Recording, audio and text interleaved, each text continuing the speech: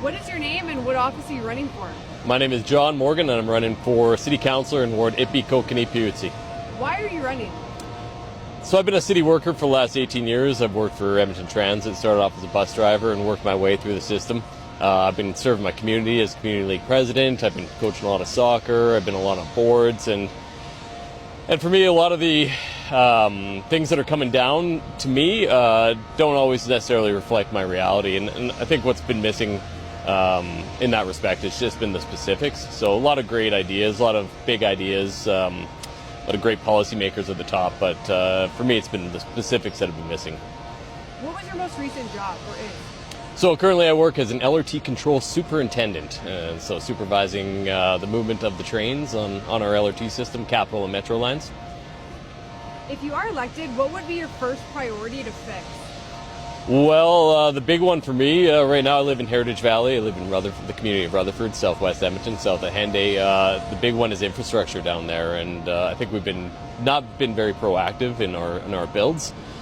We do have roads that are frankly just not keeping up with the amount of demand that we have down there.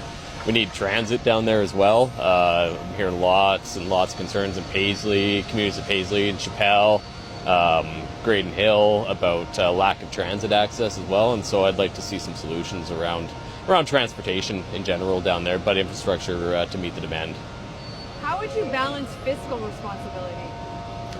Well, making sure our services remain public. I think we've gone a little bit too private in our delivery of services. I think controlling that the delivery of services is key to that, but also just making sure that there's some accountability with some of the choices we're making operationally and in infrastructure.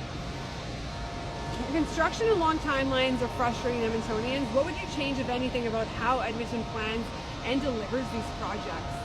Well, again, there's been a bit of a lack of accountability, I think, in terms of delivering our projects, and I'd like to see some more monitoring of those things, a little more coordination with our projects too. Right now, we have, as an example, Ellerslie Road. One end is being worked on, the other end's being worked on. We got 111th Street with the LRT expansion coming down to Heritage Valley as well. So everywhere you turn, it's pinch points on our roads right now, and so if we can have a little more coordination with some of the projects we're doing.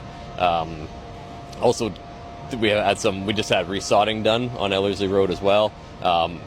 Just after that, we had a road cut through it to accommodate the expansion of Ellerslie Road to 141 Street. I think we're really missing out on the collaboration piece, and right hand's not talking to left. How would you make Edmonton safer? Safer? Well, as I said, I work for the LRT. I've seen since COVID a real sharp increase in safety issues, crime issues. Myself as a worker working on the system, I don't feel safe. My workers don't feel safe. Passengers have told me that they don't feel safe, and I'm hearing at the doors too that they're not feeling safe on our LRT system. And I was at a recent EPS event where they were talking about a general decrease in crime across the city, but an increase in our LRT system. So I'd like to see some engineered solutions around our LRT system, access control and stuff as well. And then the other part of that equation is making sure that people living in crisis are helped, and that's a multi-governmental response to that. But I think we need to be advocating for that, because there's 5,000 people living on the streets, and when you have that many people living in crisis, vulnerable, creates conditions for a lot of safety issues as well. What is your stance on infills, and what is the path forward? I think we need to build up and not out, but I do think that we can have some reasonable guidelines around that. And I think right now it's a bit of a Wild West scenario with our infill projects. Things like, if you don't have parking, do you have good transit available? If not, do you have other ways of people to get around? Not everybody drives cars, and not everybody needs parking, but you do need other ways of accessing the rest of the city as well and getting around. I've also heard about some waste removal issues that I don't think are solved yet. And just, I guess for me, we really need to be engaging the community, making sure that the neighbors are heard and engaged. What do you think of the city's relationship with the province and how it should be? So I'm an independent candidate. I've been an independent candidate since the start. I don't believe in the political party system. I don't I'm not looking for political parties in behind either. I don't have NDP or UCP support with my campaign. I think you got to work with whoever's at the table, and I'm honestly happy to engage with whoever's in the province, whoever's in the lead of the province, whoever's in with the feds right now. It's important to just come to the table and make sure we're serving Edmontonians. What is your vision for Edmonton?